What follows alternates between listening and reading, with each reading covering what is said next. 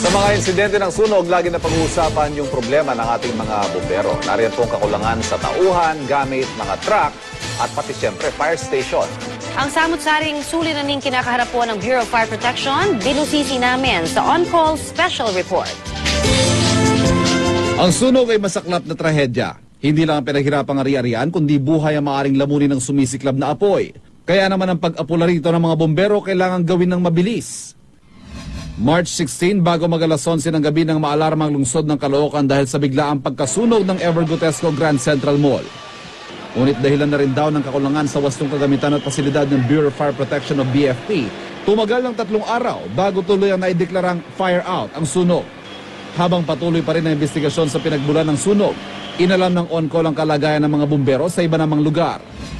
Sa Quezon Province, isa raw sa matagal na nilang ikinababahala ay ang hindi pagkakaroon ng fire truck. Halos kami nga tinatawagan ng ibang bayan dyan. May mga report na may mga forest fire kung natandaan dyan yung sa may Palsabangon na humihingi sa amin ng assistance kung merong kaming barangay, kung merong kaming fire truck. Sabi ko, yan din ang problema namin. Sa General Luna sa Quezon Province, kawalan naman ng fire station ang problema. Ngayon, ang kailangan naman namin ay yung may tangke kasi paano ngayon kung walang tubig na makunan? Samantala, hindi man gaanong luma ang mga fire trucks sa Mandaluyong City, hindi naman daw ito sapat para sa 4 nilang fire station. Ang ideal ratio ng fire truck to population is 1:20,000. 1 fire truck is equal to 20,000 na ratio ng population ng tao. So ang Mandaluyong may more or less 308,000 na mamamayan. So kung kukupitin natin yun, aabot ng 15 fire trucks ang requirement ng syudad. So may kakulangan pa tayo ng 5. Ayon sa patakarang itinakda ng BFP, 7 bombero ang dapat na rumiresponde sa sunog sa bawat fire truck.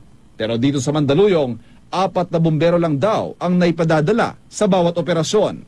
So kung babatayan natin ang bilang ng populasyon ng Mandaluyong, ang dapat na bilang ng bombero dito ay 154. So kung 154 minus 92 ay 62 ang kakulangan natin na personnel. Ang 52 bombero raw dito sa Mandaluyong wala rin kanya-kanyang kagamitan dahil 36 lamang ang kanilang fire coat, 27 gloves, 40 ang helmet, 17 ang boots at 8 lamang ang breathing apparatus. Paliwanag ni Chief Inspector Renato Marcial ng BFP-NCR, ang hindi raw pagkakaroon ng sapat na budget ang punot dulo ng problemang ito. Yan po kasi ang binibigay lang sa amin, ina-allocate sa amin ng National Headquarters. So yan lang, hindi na binibigay na lang sa amin yung amount na ganun. Kami naman ang bahala mag-breakdown. So siguro kailangan din repasuhin kung ito ba'y angkop pa sa present situation. Kasi since 2005 pa ito eh. Kulang na kulang daw ang halagang ito dahil may kamahalan ng mga gamit at aparato ng mga bumbero. Ang isang kumpletong set ng Personal Protective Equipment o PPE ng mga bumbero aabot na raw sa mahigit 125,000 piso. Kaya naman hindi nakapagtataka na malaki ang pangangailangan ng mga bumbero pagdating sa kumpletong PPE. Pinakamarami na rito ang trousers sa aabot sa 900 piraso.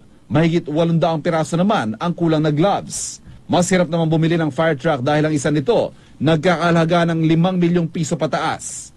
Sa NCR naunguna umano ang Quezon City sa mga lungsod na may pinakanangangailangan ng mga karagdagang fire trucks. Susunod ang Caloocan.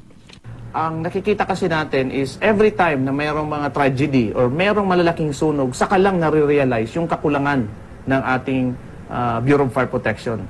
When in fact, pag titingnan mo sa history, paulit-ulit na lang.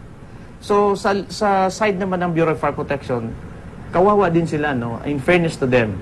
We are doing our job and people are expecting too much from us. But we are maximizing the minimum resources that we have. Of course, paano tayo magiging effective kung hindi talaga kumpleto yung gamit?